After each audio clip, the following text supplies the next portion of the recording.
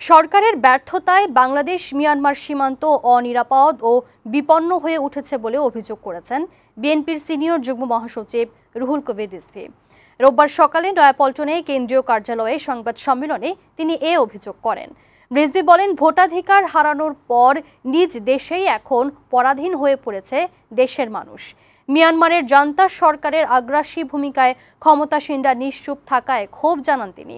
এ সময় অচিরেই জবাবদিহিমূলক সরকার গঠনে গণতন্ত্রের সকল পক্ষের মানুষকে ঐক্যবদ্ধ হওয়ার আহ্বান জানান বিএনপির সিনিয়র এই নেতা। অবৈধ ক্ষমতালিপ্সার কারণে গণতন্ত্র, মানবাধিকার, ভোটের অধিকার হারিয়ে জনগণ আজ নিজ দেশেই যেন পরাধীন এবং বন্দী। অরক্ষিত দেশের সীমান্ত সেন্ট মার্টিন প্রায় অবরুদ্ধ। বাংলাদেশের নাগরিকগণ সেখানে যেতে নিরাপদ বোধ করছে না।